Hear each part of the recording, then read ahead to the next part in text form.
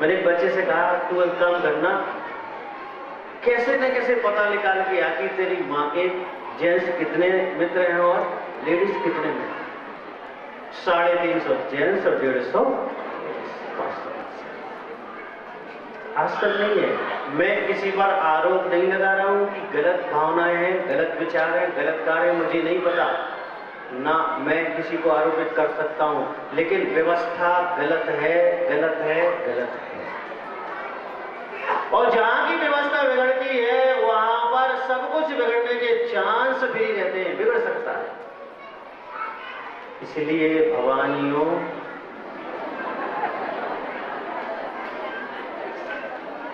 त्रिशूल निकालो 3 बातों का। पहला संकल्प,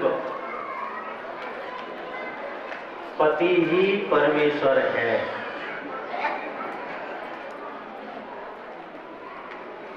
ये अभी पुराना नहीं हुआ ये संकल्प, ये अनादि से अनंत काल तक चलेगा। पति ही परमेश्वर, कब तक?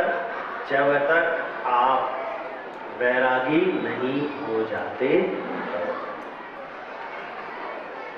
इसका मतलब ये है कि अब आपके पास टच मोबाइल भी होगा, लेकिन उसमें मित्र आपके पुरुष वर्ग नहीं होंगे, क्योंकि पति ही परमेश्वर है।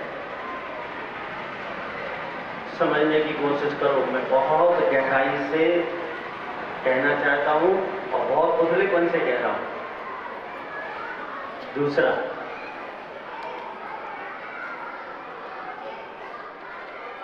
ससुराल आने के बाद खुद का विकास नहीं, सिर्फ परिवार का विकास देखना चाहिए। वहां पर आने के बाद अपने आप को आधुनिकता से रोकना चाहिए।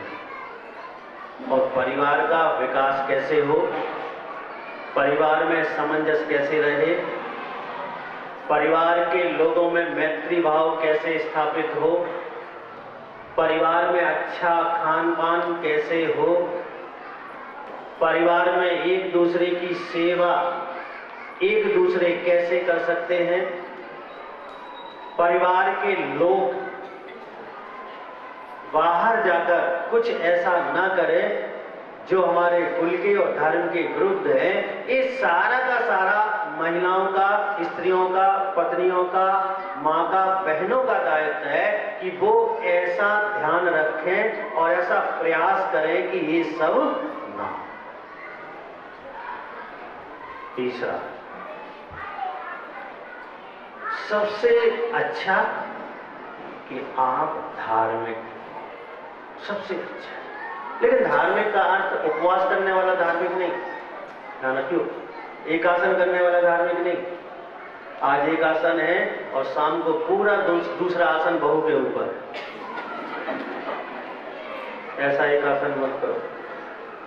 तुम तो 4 आसन करो, लेकिन बहू को जब देखो तो अच्छी दृष्टि से, ऐसा एक आसन। धर्म का अर्थ मंदिर जाना नहीं है, धर्म का अर्थ पूजन करना भी नहीं है, धर्म का अर्थ शास्त्र पढ़ना नहीं है, मुनियों को आहार देना नहीं है। सास भूखी है क्योंकि बेचारी चल नहीं सकती, हम चौका लगाए अब मिलेगा टाइम से, नहीं, तुम्हारे टाइम से नहीं, उसके टाइम से पहले भोजन दो, फिर मुनियों को पड़गान करके आहार दान करो, आपको फल पूरा मिलेगा। ये आपका दायित्व है, ये आपका सबसे बड़ा धर्म है कि पहले परिवार को आप संभालें, परिवार के संस्कारों का ध्यान रखें, परिवार के अनुशासन का ध्यान रखें, उसके बाद आप मंदिर का ध्यान रखें, पूजन का ध्यान रखें, व्रत और उपवास का ध्यान रखें। न जाने किसने कह दिया घर में कुछ भी हो तुम तो मंदिर चले जाओ, हम नहीं मानते इस बात। घर कोई मंदिर बना लो ना, मंदिर आने की जरूरत भी नहीं रहेगी आपको। मंदिर में 10 मिनट दे दो कोई बात नहीं, चलेगा, लेकिन घर के 23 घंटे और 50 मिनट जो हैं वो मंदिर जैसे हो जाएं, वो बहुत काम का होता है। देखो उल्टा है, जो जितने ऊंचे चला जाता है उसके विचार उतने नीचे होते चले जाते हैं। अब बच्चे हमसे कहते हैं महाराज वो हमारे घर में वो बहुत सोला करती हैं लेकिन गुस्सा भी बहुत करती हैं, क्या जवाब दें उन्हें? सोला बाद में, पहले गुस्सा। तो कहते हैं बच्चे कि मम्मी जिस दिन उपवास रहती है उस दिन तो बहुत खतरनाक होती है मम्मी। क्यों भाई?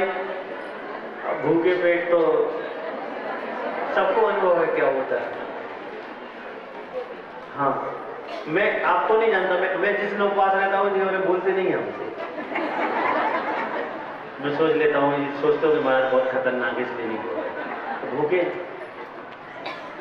लेकिन मैं इनसे पहले कह लेता हूँ कि भैया मैं आज तुमसे नहीं बोलूंगा।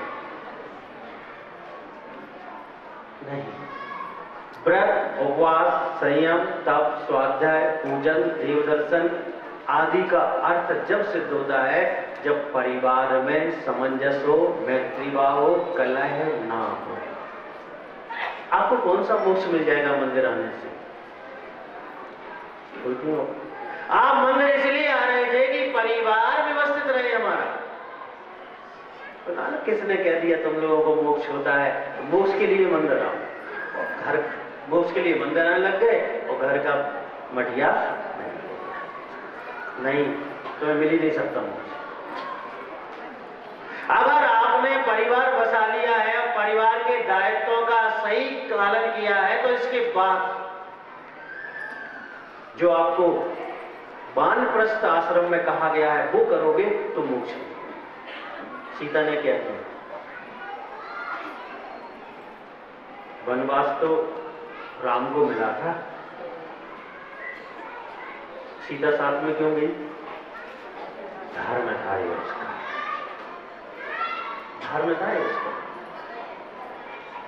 आप विचार करके देखें कि पहला धर्म आपका ये है कि आप परिवार को व्यवस्थित करें। ध्यान रखें, पहले क्या करते हैं हम, बच्चा अगर मंदिर जा रहा है और पेपर है तो आज मत जा, चला लेगा। और अगर लोभ है कि जाएगा अच्छा हो जाएगा तो तुम जबरदस्ती चला जाए। आप बच्चे को गलत शिक्षा दे रहे हैं। उससे एक और तुम्हारा मन हो तो मंदिर जाओ, वरना यहीं से बैठे बैठे परमात्मा को याद करो और अपनी पढ़ाई। मंदिर आने का अर्थ है कि श्रद्धा में, विश्वास में परमात्मा होना चाहिए। और संतान को माता पिता धार्मिक होने की प्रेरणा इसलिए देते हैं क्योंकि वे स्वयं धार्मिक हैं। अब आप बहुत सी बातें ऐसी हैं परिवार में जो हमें थोपना पड़ती है, उनके थोपे बिना काम नहीं चलता। कायदा कानून तो थोपे ही जाते हैं। थोपना किसको लगता है? जो कायदा कानून में नहीं रहना चाहता। कोई ये कहे बच्चे से जबरदस्ती पिता कहलवा रहा है, माता कहलवा रहा है, तो बच्चे को माँ से माँ और पिता से पिता तो कहना ही पड़ेगा। ये समाज की व्यवस्था है।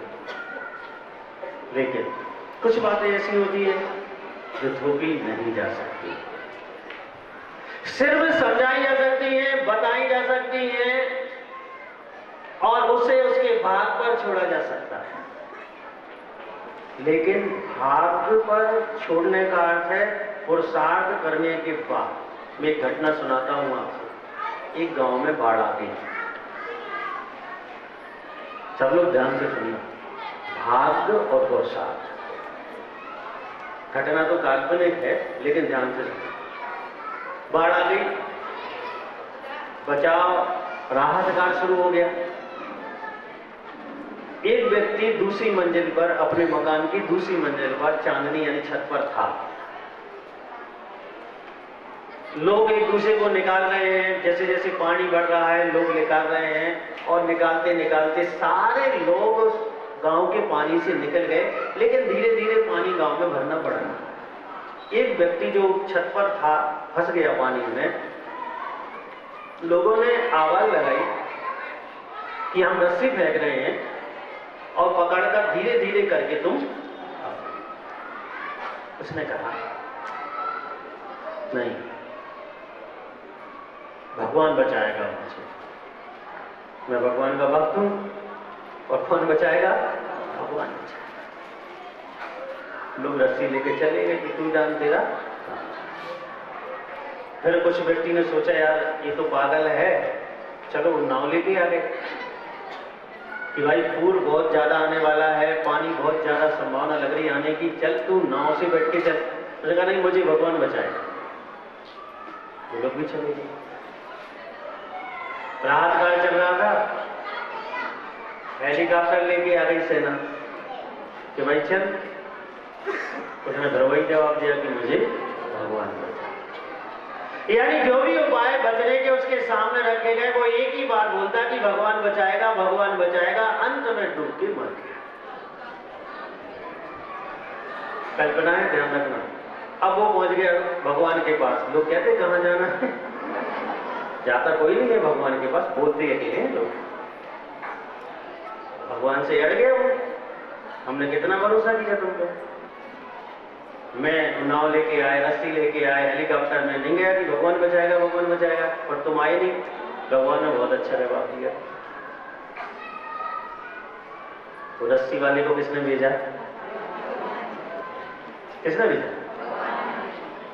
नाव वाले को, हेलीकॉप्टर वाले को। अब तूने पुरुषार्थ ही नहीं किया तो भगवान करेगा क्या उसमें? भाग और पुरुषार्थ दो ऐसी चीजें हैं कि एकल नहीं चल सकते, और आप संतुलन बिगाड़ते हो। कभी सब कुछ भाग पर छोड़ देते हो और कभी सब कुछ पुरुषार्थ से मांग लेते हो।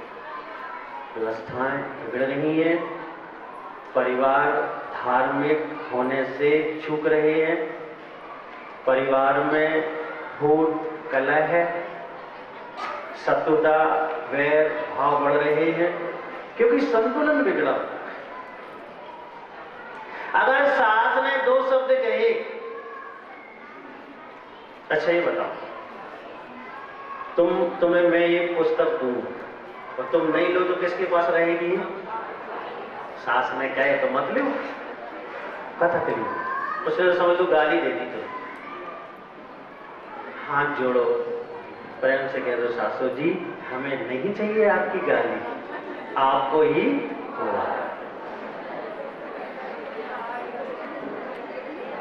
दुनिया की सर्वश्रेष्ठ बहू बन जाओगे तो फिर हम पुरस्कार दिलाएंगे। यहाँ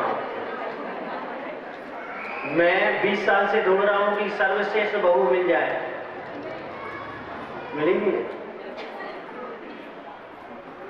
और कब होगी वो सर्वश्रेष्ठ? कुछ खुद मुंह से कहे तब नहीं, जब सास आके कह दे कि मेरी बहू इतनी समझदार है, मैं गालियां देती हूं और वो मुझे वापस कर देती है। सागर की महिलाओं, आप भी सास बनने वाली हो कुछ दिन बाद, बच्चे बड़े हो जाएंगे सास बन जाएंगे। ऐसा व्यवहार करो आपस में किसी से भी कि ऐसा लगे कि ये व्यक्तित्व सर्वश्रेष्ठ है। और महिलाओं की कीमत तभी है जब उनका व्यक्तित्व श्रेष्ठ है। उनके पास बहुत अच्छे वस्त्र हैं, महिला की श्रेष्ठता सिद्ध नहीं होती। बहुत अच्छे आभूषण है, वो श्रेष्ठ नहीं होती। बहुत अच्छा मकान है, श्रेष्ठ नहीं। बहुत अच्छा खाती पीती है, कोई श्रेष्ठता सिद्ध नहीं होती।